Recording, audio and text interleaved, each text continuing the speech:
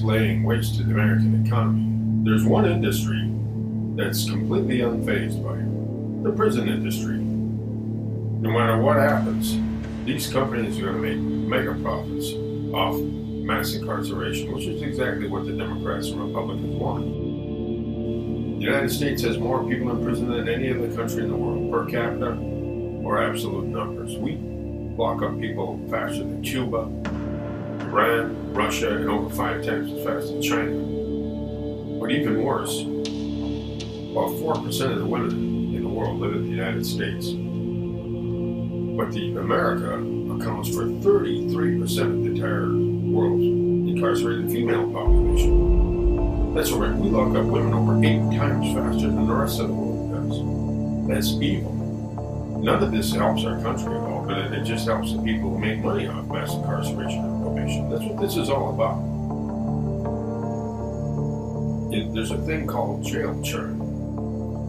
People go to jail over 10.5 million times each year in the United States. Short-term jail cells terms can be devastating. A person can lose their house, their car, their job, their apartment, go on a downward spiral, which puts them right back in jail again, which is, of course, what these people want. That's how they make money. Like any other business, the more customers they have, the more money they make. And their customers are the American people. Put them in jail by whatever means possible. According to a local judge, the most expensive room in Las Vegas is not on the Strip or the Bellagio or the MGM. It's the Clark County Detention Center. These big corporations make money on everything from food to toilet paper.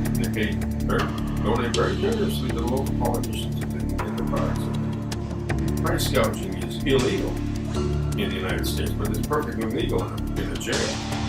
These prison commissaries will sell $2 for a package of rum and 12 bottles for a small bottle of Shannon, $11.95 fees, put money in the books for inmates, just rip-offs, whatever, ripping off people whenever they can. But even worse, a lot of these jails have almost completely eliminated surveillance. There's no money in it for e-messaging companies like JPay that build money-making juggernauts with no competition, monopolies that are illegal on the outside world, perfectly legal inside the prison. And it's based on a simple business model. Whatever it costs to send a message, inmates and their families will figure out a way to pay for it.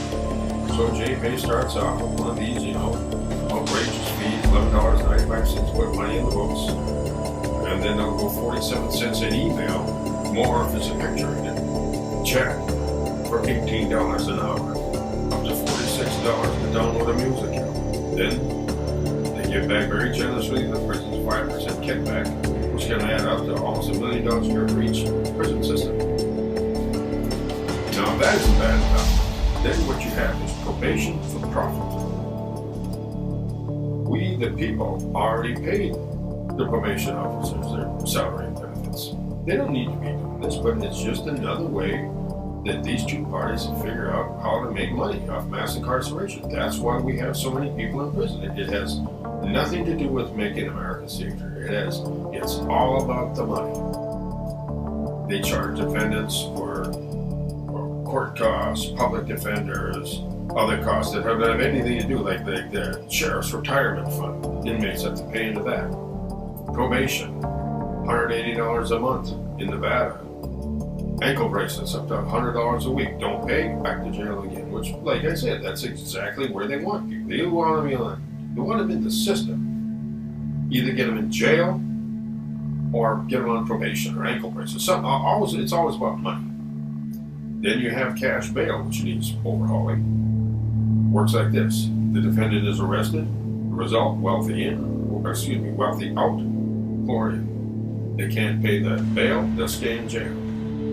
In Chicago, they see the Sixth Amendment guarantees people the right to a speedy trial. Well, the Democrats and Republicans put that one to the shredder. In Chicago, they keep them up in jail up to 7 years without a trial. Other parts of the country, 2 years, 4 years.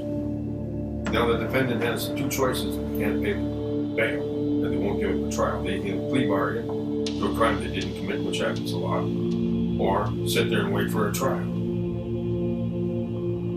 You go to that voting booth, and you keep voting for Democrats or Republicans. There is not the slightest, not even the most remote possibility that any of this is going to change the way things are today. That's the way they're going to be a generation. And your children and your grandchildren are going to suffer under the same system that you did. There is a choice. It's the Libertarian Party. We don't want to just have criminal justice reform. We need criminal justice major all around. Put a stop to all this profit making. That's the only way you're going to put a stop to this system. Start going by the Constitution, the Fourth Amendment, the Sixth Amendment. Those are subjects for another day.